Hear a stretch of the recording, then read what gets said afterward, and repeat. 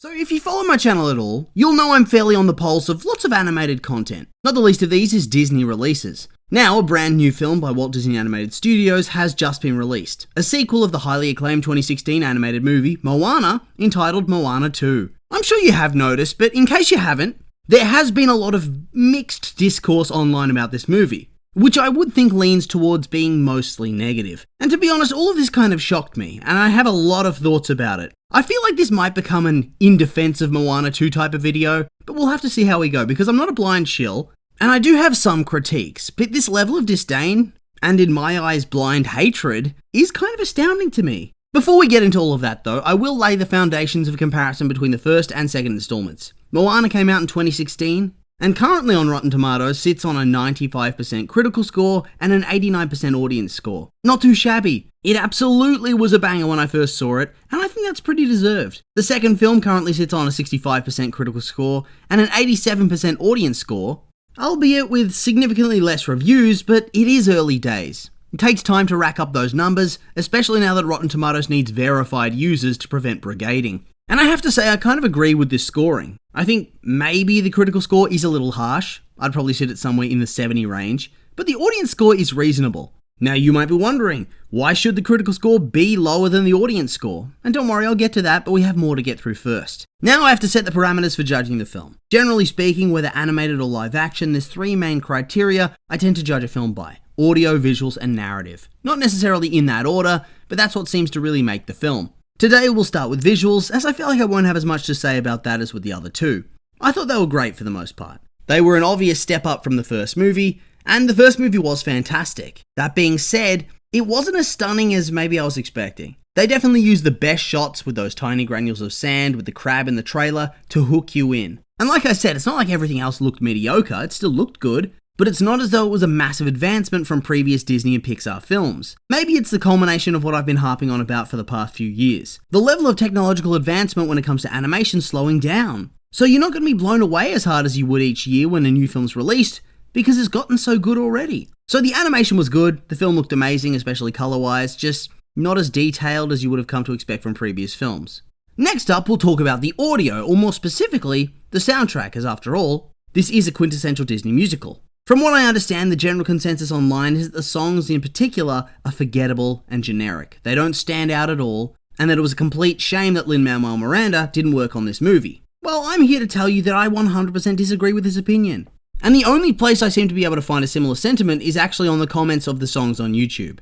Seriously, did we watch the same movie? I made sure to listen to the complete soundtracks of both 1 and 2 to make sure this is not recency bias, and I genuinely prefer the second film's songs overall to the first. It's not to say that the first film's soundtrack's bad in any way. They have some true classics like How Far I'll Go, We Know the Way. It's just the second film had more songs that I really enjoyed, like Beyond, Get Lost, and What Could Be Better Than This. On top of that, they return with We Know the Way, which makes sense as you kind of have to return to a similar sound from the first movie. And so the second movie's soundtrack does really well. It builds off the first film's sound, but is different enough to still be its own thing. It's kind of similar in that way to Frozen 2's soundtrack. That's why I'm so confused when people say it's derivative. Well, yeah, duh. That's the whole point. No one's complaining when sequel films use the same overtures as the first film. And why? Because it's nostalgic and it creates consistency within the feel of the franchise.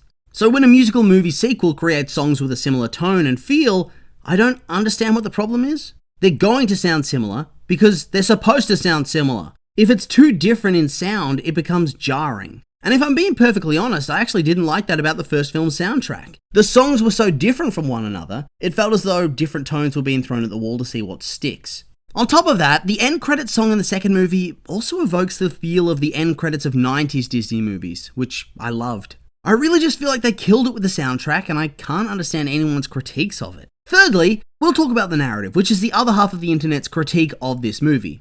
Overall, I enjoyed the story. Spoiler alert for anybody that hasn't seen it yet, because I'm going to talk specifics now.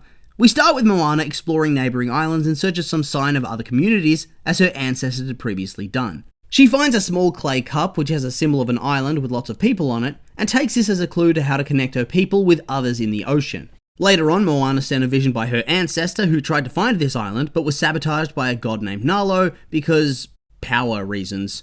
And he sunk the island, causing all the people to become disconnected across the sea. Basically, it's extremely dangerous for her to venture out to find this island because Nalo will just try to kill her. But if she doesn't, her ancestor tells her that a community will eventually cease to exist because they can't progress as a society and all that jazz. Moana's incredibly torn because she has such a drive to do right by her community, but she also has her family and a brand new little sister that she doesn't want to leave behind if she dies. Ultimately, she decides it's going to be safer if she has a bigger group of people venturing out and takes a local farmer, an engineer, and a storyteller alongside her to help. They venture forth following a meteor in the sky, which leads them to a massive clam, where we learn that the psycho coconuts, the Kakamora, were displaced from their home because of said god Nalo. And if they take down this huge clam, they'll help them find their way. Chaos ensues, and one of the Kakamora bravely sacrifices himself for the rest of the coconut people, and he and Moana's crew get swallowed by the clam, but Moana gets separated from them in the process, and then gets introduced to Matangi, a god or demigod, not really sure, but she supposedly works for Nalo. At this point in time, we think that she's a baddie because she kept Maui locked up, presumably to give him to Nalo, but we actually learn that she hates Nalo and doesn't wish to serve him. We then have one of my favourite songs where she basically gives advice to Moana to look for alternate solutions when confronted with a difficult situation. She then reunites Moana with her crew and Maui, and off we go. After the happy reunion, Maui, Moana and the crew head off, and Maui basically says it's a suicide mission, that Nalo's way too powerful and will kill them all. Moana, however, is emboldened by Matangi's words and is convinced that they can do it because they have Maui on their side.